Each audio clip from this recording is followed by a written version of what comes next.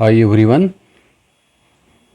Friends, in this lecture we are going to discuss transport number and Hitrop's rule. So what is meant by transport number? Then how the transport number can be determined. So here for the determination of the transport number there are two methods, Hitrop's method and the moving boundary method. These methods we are going to discuss.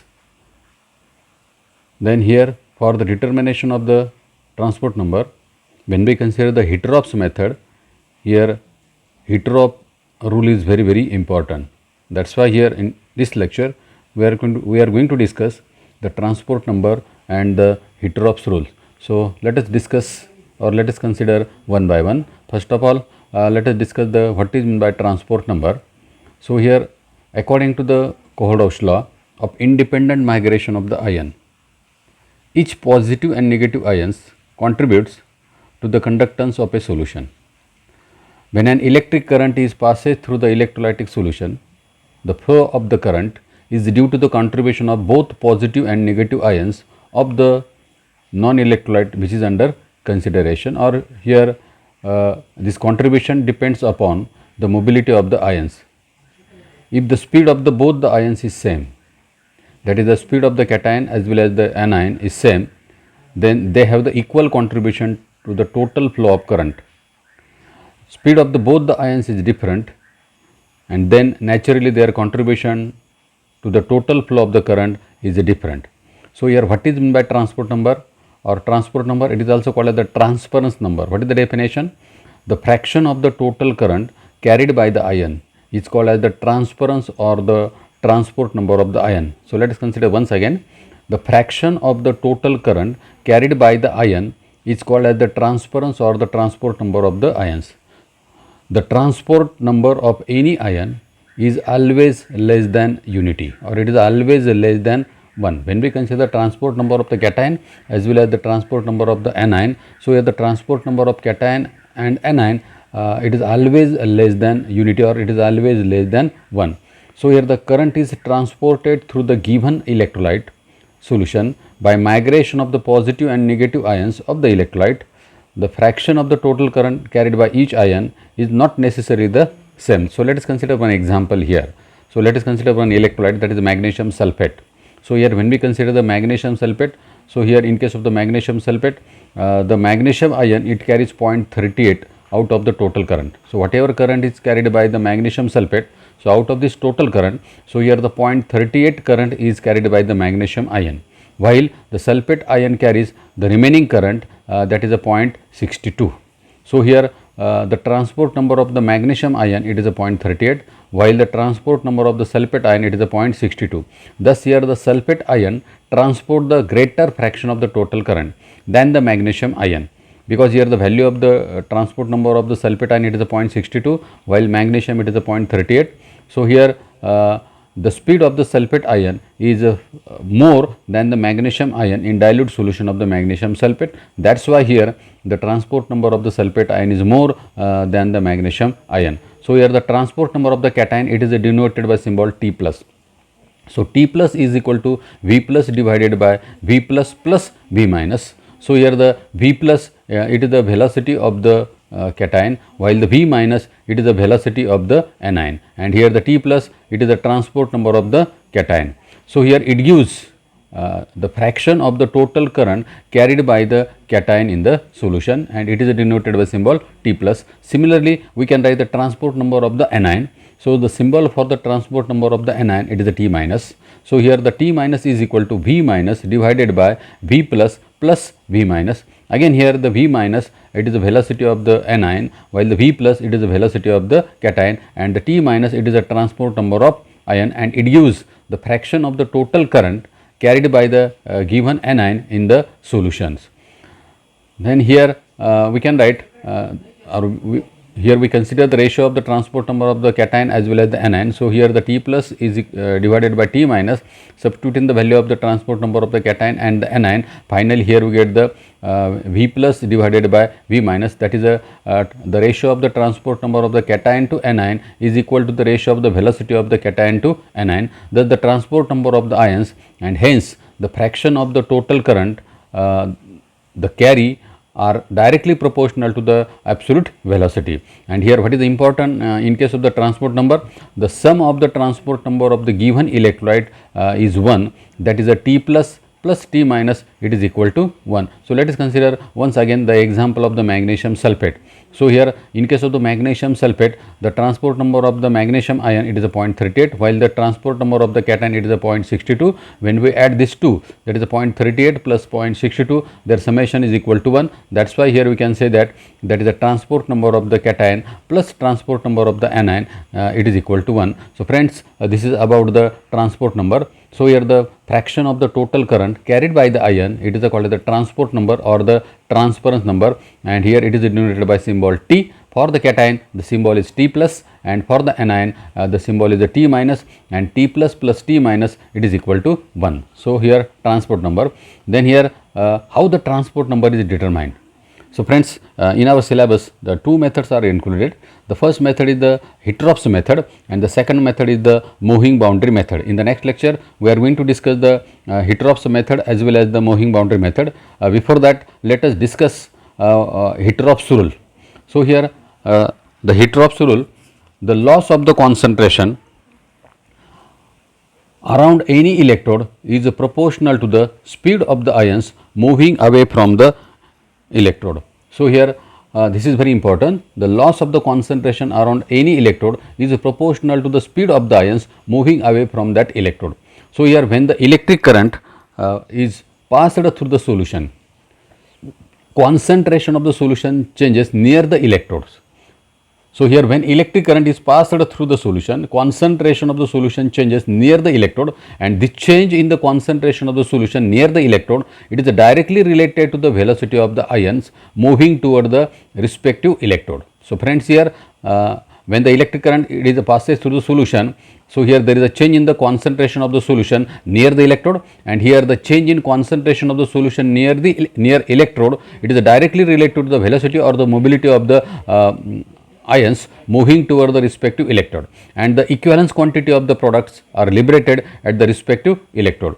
So, here the situation can be understood by considering following two figures, or by considering the following two cases. So, there are two cases. The first case is the equal speed of the ion, that is the velocity of the cation is equal to the velocity of the anion. This is the case number 1. Then the case 2, that is for unequal speed of the ion, that is the velocity of the cation is not equal to the velocity of the anion. So, here it represent an electrolytic cell. So, here this is the diagram actually, the first case when the speed of the ion is equal. So, this is the diagram, this is the electrolytic cell.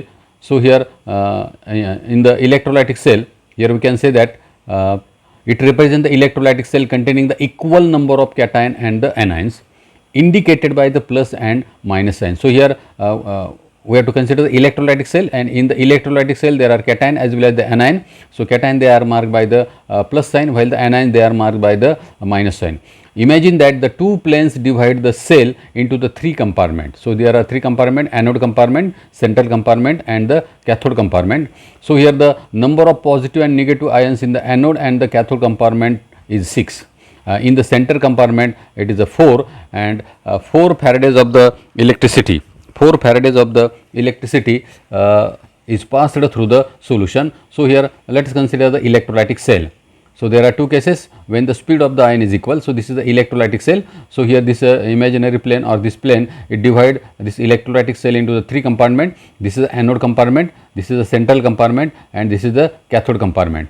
So, here in case of the anode compartment and the cathode compartment, so here there are 6 cations. So, 1, 2, 3, 4, 5, 6. Here also 1, 2, 3, 4, 5, 6. So, there are 6 cation in anode compartment as well as the cathode compartment, and here there are 6 anions in anode compartment as well as the cathode compartment, while in the central compartment there are 4 cation as well as the 4 anion. So, here the condition of the system at the commencement of the electrolysis, it is shown by the stage 1. So, this is the stage 1.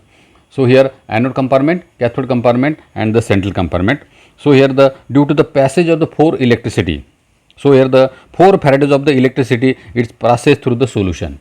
So, here when the 4 farads of the electricity passes through the solution, 4 equivalent, here the 4 equivalent of the negative ion in the anode compartment will give up electron to the anode. So, here this 4 equivalent negative ion in the anode compartment will give up electron to the anode and will deposit. So, here this 4 anion they deposit on the anode. Similarly, the 4 equivalent of the positive ions in the cathode compartment will accept electrons from the electrode and will deposited on the cathode, and here it is shown by the figure 2. So, here this 4 anion they are deposited on the anode, while this 4 cation they are deposited on the cathode. So, here out of 6, when the 4 is deposited, only 2 are remains. So, here these are the 2, while when this 4 are deposited on the cathode, 4 cations are deposited on the cathode. So, 2 are remaining, these are the 2. So, this is the situation number 2nd in the diagram.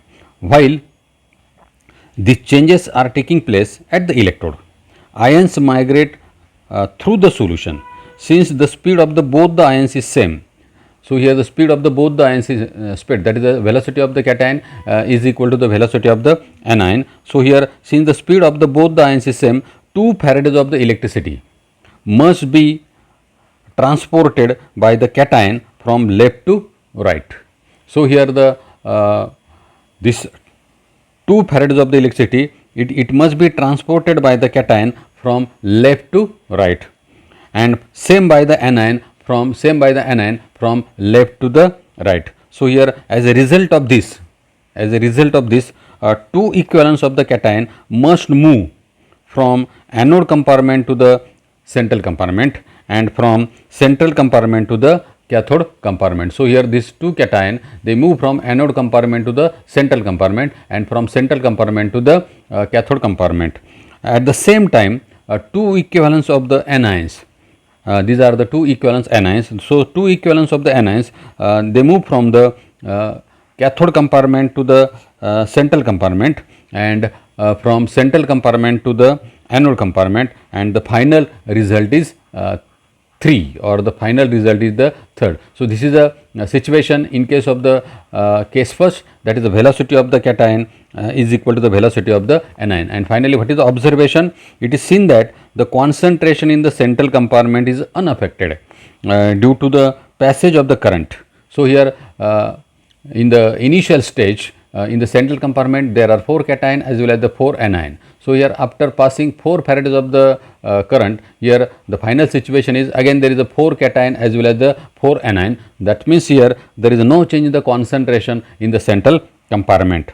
But here in case of the anode and cathode compartment, the concentration in both anode and cathode compartment has been decreased, and the decrease is same, that is the 2 equivalents for the both the compartments. So, here let us consider, here there are 6 cation as well as the 6 anion. After passing 4 farads of the electricity, here there are 4 cation as well as the 4 anion. Here also in cathode compartment there are 6 cation as well as the 6 anion, and here finally here there are 4 cation as well as the 4 anion. That means, here we can say that in the central compartment there is no change in the concentration, but here in the anode compartment and in the cathode compartment there is a change in the concentration of the solution. So, here this is the case first, when the velocity of the cation is equal to the velocity of the anion. Then let us consider the second case, that is when the speed of the ion is unequal. Actually, here it is not n, it is unequal.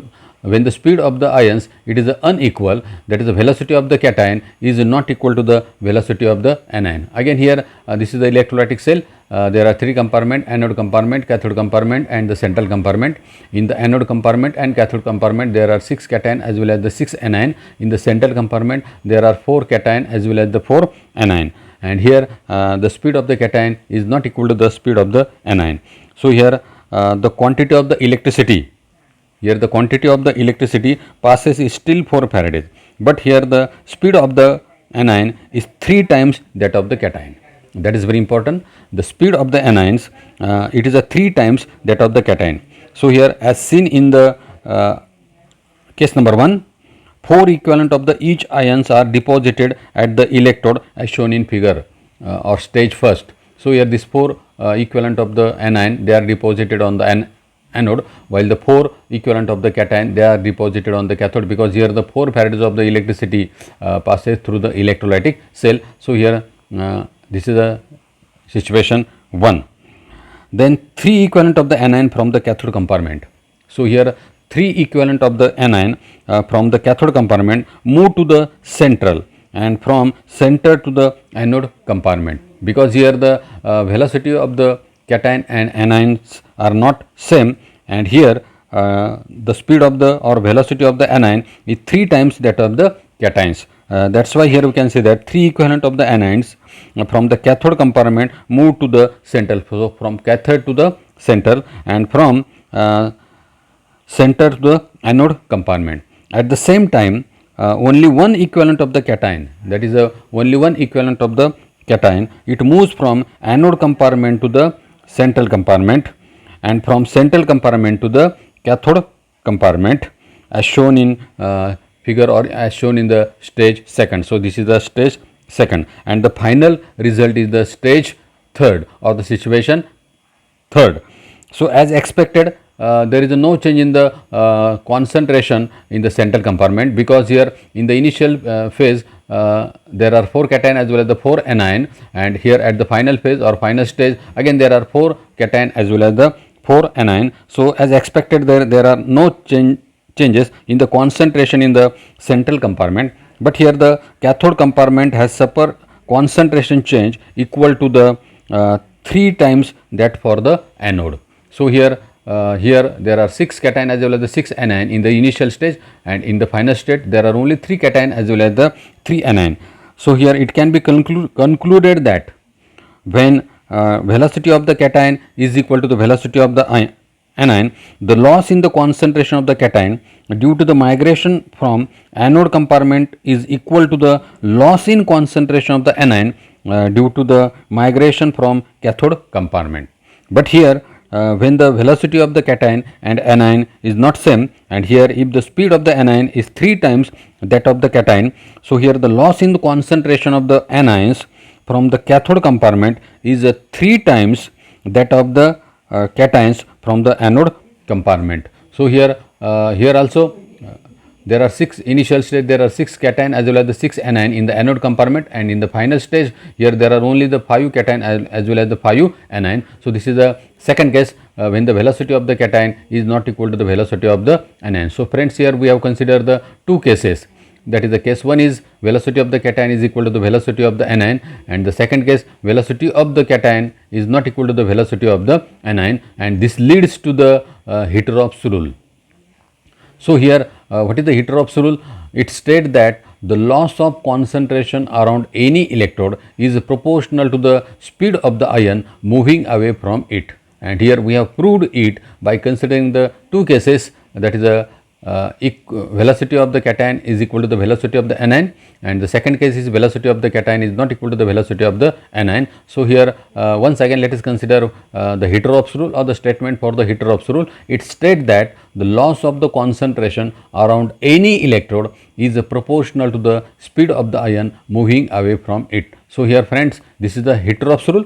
In the next method we are going to discuss, that is the Hitteroff's method as well as the moving boundary method for the determination of the transport number. So friends, in this lecture we have discussed the transport or the transference number as well as the Hitteroff's rule. Thank you.